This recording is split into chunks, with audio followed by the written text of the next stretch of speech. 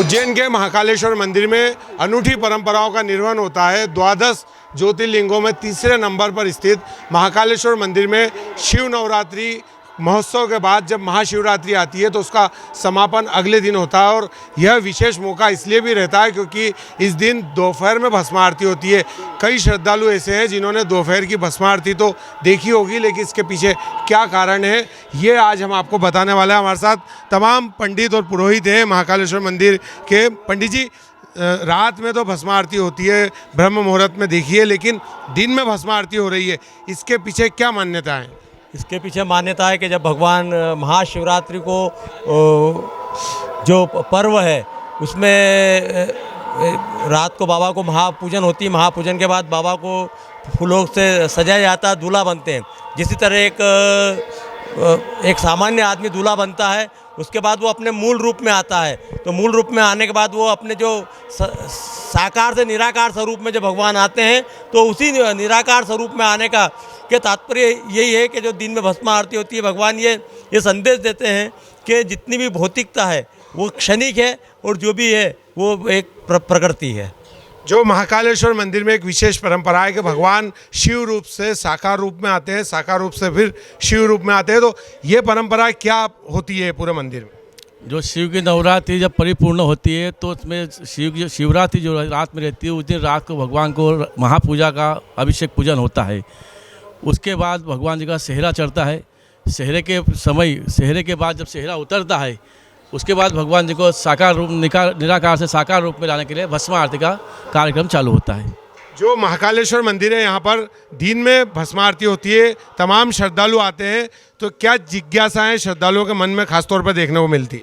सारे हिंदुस्तान में 12 ज्योतिर्लिंग है। 12 ज्योतिर्लिंग में अवंतिका क्षेत्र के अंदर भगवान महाकालेश्वर ज्योतिर्लिंग के रूप में यहाँ पर स्थापित है। आकाशे तारका लिंगम पाताले हटकेश्वरम मृत्युलोके महाकालम लिंगम त्रय नमोस्तुते।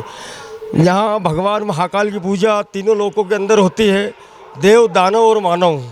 यहाँ महाशिवरात्रि का जो उत्सव है वो सभी हिंदुस्तान में जितने मंदिर हैं उन सब में मनाया जाता है। लेकिन महाकालेश्वर ज्योतिर्लिंग एक ऐसे है जहाँ पर यह महाशिवरात्रि का उत्सव 9 दिन तक चलता है। जिस प्रकार माँ भगवती की नवरात्रि आती है इसी प्रकार भगवान शिव की नवरात्रि आती है। कालरात्रि, महारात्रि, मोहरात्रि, ये 3 रात्रि ऐसी बताई है जागरण की, माता जी की, भगवान श्री कृष्ण की और भगवान शिव की। तो आज जो शिवरात्रि की जो महारात्रि रहती है उसके अंदर जो भी भक्त लोग पूजन अर्चन और भगवान शिव की आराधना करते हैं उनके शरीर की जितनी व्याधि रहती है वो सब निवारण होती है और मनोकामना उनकी सिद्ध होती है। भगवान शिव के यहाँ पर 9 दिन तक हल्दी चढ़ती है।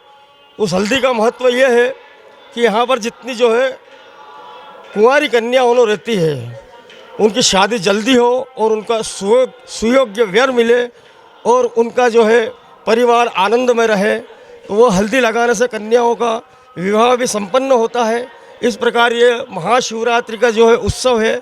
यहाँ पर रात्रि जागरण होता है, यहाँ पर जो है महापूजा होती है, महान्यास होते हैं, महाअभिषेक होता है। उसके भगवान महाकाल जी को 11 क्विंटल फूलों का सेहरा भगवान को यहाँ पर पुजारी परिवार और पुरोहित परिवार मिल के यहाँ पर भगवान का जो है श्रृंगार करते हैं। दूसरे दिन भगवान की यहाँ पर भस्म आरती होती है।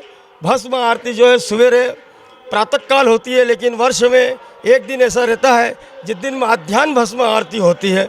यह भगवान महाकाल की यहाँ पर महिमा है और भगवान का गुणगान सारे भक्तों आके करते हैं। फले न फलितो ब्रह्मा, फले न फलितो विष्णु, फल से ही फल की प्राप्ति हो जाती है। जय महाकाल। ये उज्जैन के महाकालेश्वर मंदिर की परंपराएं हैं जिनका निर्वहन यहाँ पर होता है और 12 ज्योतिर्लिंगों में एकमात्र ऐसा ज्योतिर्लिंग है जहाँ पर भगवान शिव के साकार और निराकार रूप के ऐसे सुंदर दर्शन होते हैं जिसे